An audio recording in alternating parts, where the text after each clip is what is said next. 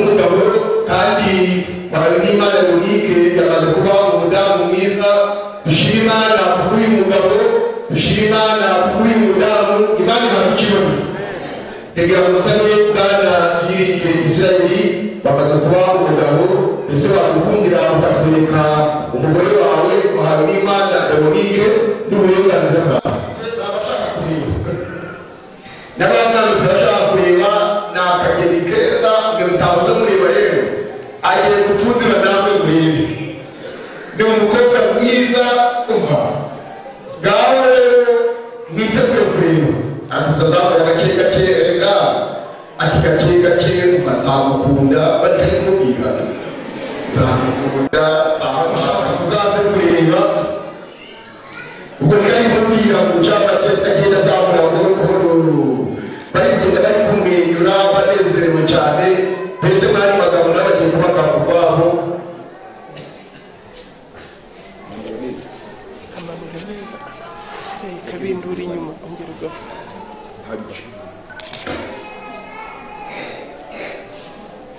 atuje cyane bateye umva nzamuhanagura. Mbese mwari magambo kugira ngo mwese muze kwihera amaso. Reka rero bahagarare mu buryo bwawe ko mu mwanya hari abasore baje babakibagiriye bakaza kubacanira yabo bateguye.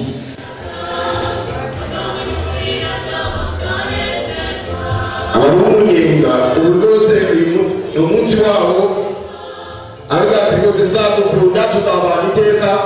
Mbese bari magambo mu rubanza iteka ryose. Rakuzi mani bamugishingira bagana ibyo bashaka.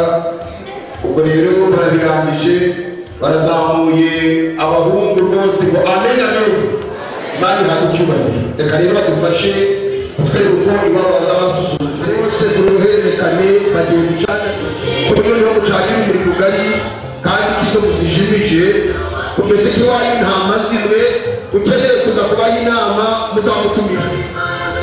Yesu ashimwe. Ukeneye kuza gutanga inama bazamutumira. Niba bakenera bazabatumaho Imana ibahugisha.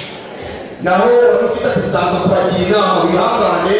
Inama za Israeli ziri muri Veronique, inama za Veronique ziri muri Israeli, abandi bazabatumaho murakoze. Turasaba Israeli ngo asinye. Badusinya nzamukunda nzamukundwakaza nzamuheka. Rero nuko zamuheka ni barakoze cyane rwose kandi bizamuke. Imana yabicyubahira. Akeneye gushaka muri foto kugira ngo izaze isa neza. Arakoze cyane nuko nta kundi uravuga uti nababereye umujyanama mwiza nakoze akazi kenshi ariko abakobwa bakoze rwose nabo bahungu Imana bakugisha yuko bagiye kugira mu rugo rwiza kandi yuko tazadutetereza bazabana iteka ryose. Nta kikete cyane rero gutangiye ubundi abandi bahabwa icyemezo barangije amashuri. Ubwo munezero wese ngo munezero tuzire hariya mu ifoto tubirebe hariya mu ifoto ko munezero. Urakoze cyane Imana ibakugisha muzagire mu rugo rwiza. Abagore b'abagare banejeje no kubona tubonye umuryango mushasha umugabo Yiringire Israeli n'umudamu muhawe n'Imana Veronique babishime bari turabaki. Urakoze cyane kugira ngo ndebe y'imfura natwe turugero rwiza natwe ntabwo tuzanyura mu gikari tuzaza mu rusengero rw'Imana. Pastor azaze adushingire abahungu n'abakobwa muzamure turebe muzamure cyane kugira ngo babapepere namwe babishime mubishimire muti mwakoze gutaha ubukwe cyane ko murabona mwapepera namwe ntabwo mwabaregeze ariko mwapepera rwose ngo mwakoze kubataha ubukwe. Imana ibahugisha. Barakoze rero muri uyu mwanya tubasaba basubire mu myanya yabo. Dutahanye umugore n'umugabo Imana yabicyubahiro. Ubwo rero itariki yatuzimiye bari yabo barizagadura uko bashaka. Aha turi mu nzu ya data wa twese bashatse bakwicara hano bagaharara n'umunsi wabo ariko bafite n'iwabo bashaka nabo barajayo. Umuntu wese kandi urugo rusha ikomeze kubaka neza rya Yesu.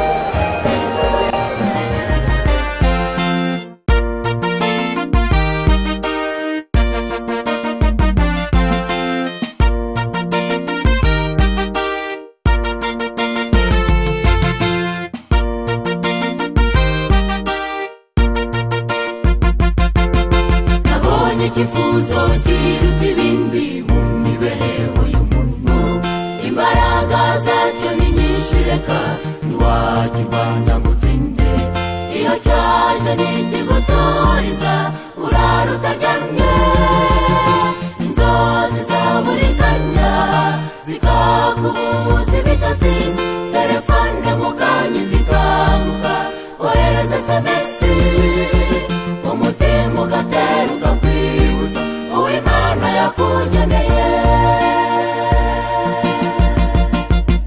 nabonye imbaraga ishiri kubwo bidano bintera kwibaza itinyuka byose mu by'ukuri nyamara yubaha bose urukundo mbaje rurusha ibintu byose ububasha umutima wuzuye urukundo unyurwa ubonye umukunzi ubukira ubukene ntibihuza ubitesha agaciro urashishoza iteka uharanira urashima n'icyubahiro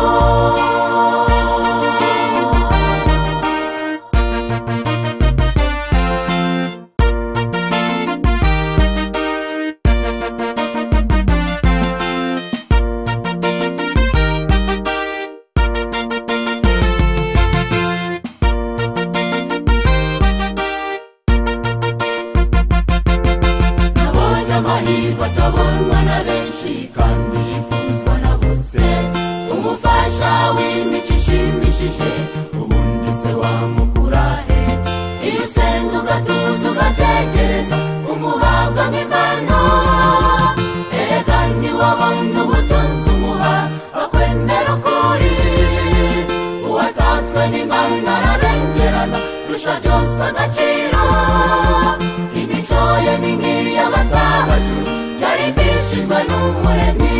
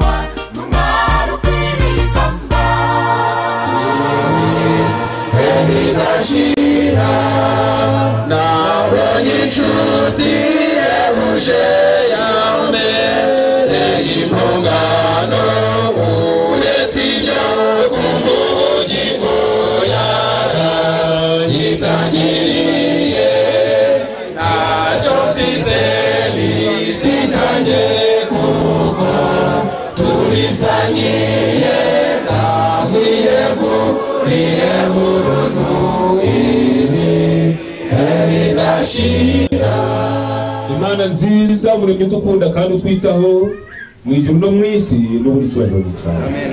Abahungu bawe n'abakobwa bawe tugushimiye cyane kuba turinze kuva mu gitondo ndetse no muri gahunda zinyuranye ukabanye ubabanye natwe waba icyubahiro Mana yacu.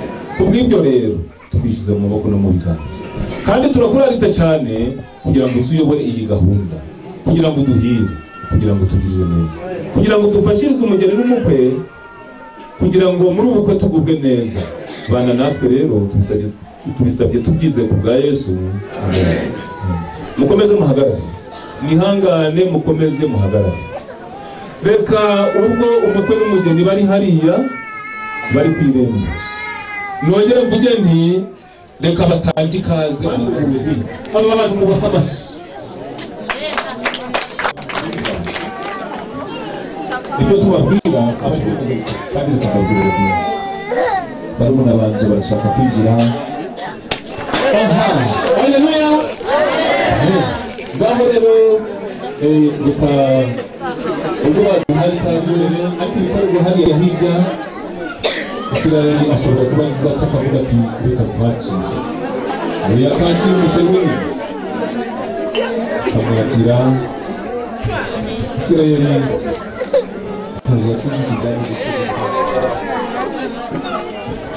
baje rero iyo korodoro ubatse umuntu uri gufotora niba bayisanga njye kandi yigirira reka ninjire ntabwo muhagaze nikaze kuri bo nababwiye ngo itariki ya 10 kwezi kwa gatatu 2019 nababwira ngo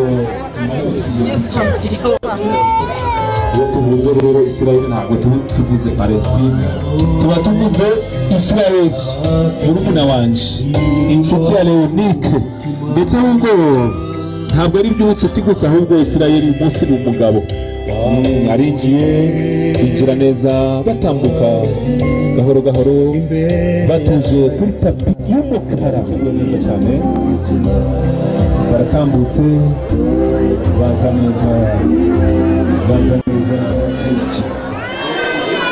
reka bateke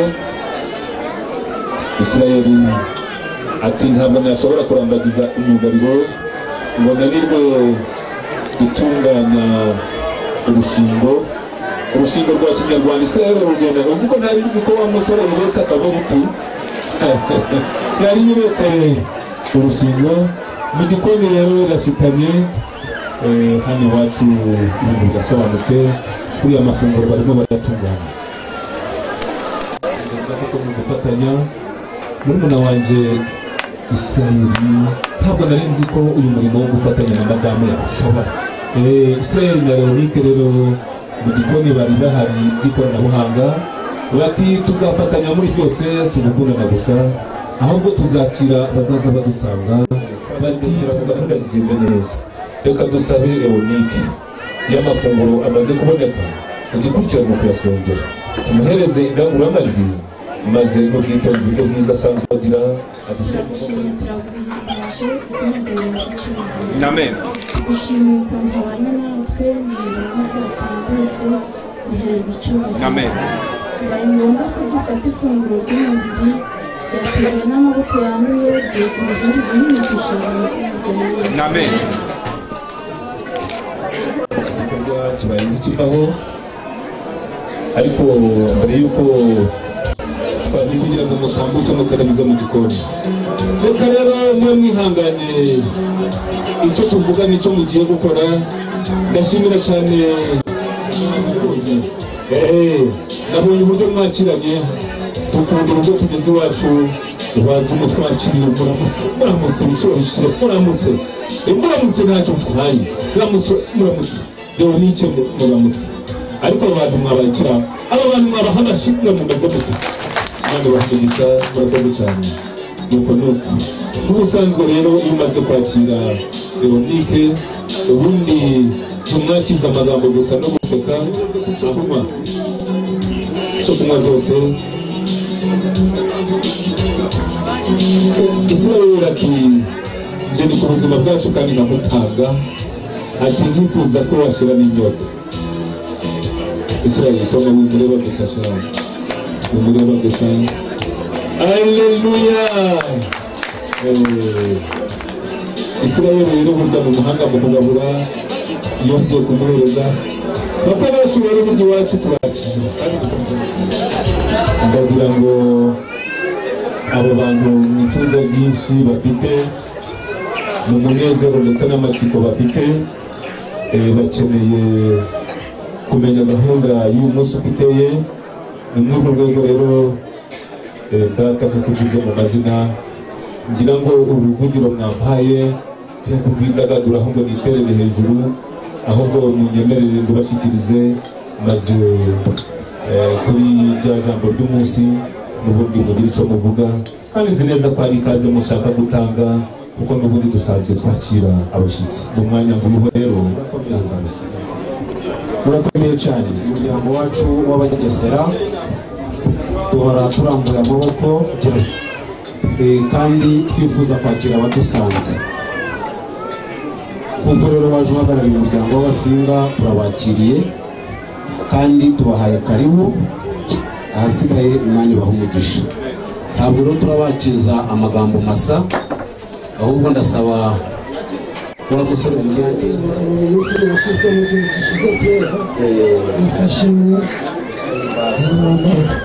ariko n'ubundi no mu muco wa kinyarwanda turavuga ngo gira abana none ngo umugisha murakoze cyane munyane turagira ngo tukuzimanire ubundi abakuru turagira ngo bihuje ariko turamanza kugira ucu ku buzima bwa bose butari ubwacu gusa tubahaye karibu rero imana ibahumurize. tuba tuvuga neza ko twejeje amasaka tukaba twejeje ibigori muri make mbavuze ngo ibintu birasobanutse iwacu rero ibiryo ni akagaruka ariko uzi ko kweza kwacu ni buri mwaka buri kwezi kwa gatatu Werurwe ibintu biba bisobanutse. Niyo mpamvu rero natwe ntapfa dufite ahubwo ikitunejeje ni ubukwe bwiza, ikitunejeje ni ukureba inshuti zacu maze tukagubwa neza. Ndagira ngo rero dutuze kandi duturize aha mukomeje gukurikirana neza uburyo hano iwacu twakira ibyo bakora nabo batambukane ayo mafunguro, dore ko ikimenyetso navuga cyo gutegura amafunguro iyo mu gikoni batetse umutsima kandi ukabuhiye ibindi byo ariho babira maze tugubwe neza. Hagati aho rero nkaba mboneyeho umwanya ndabasuhuje.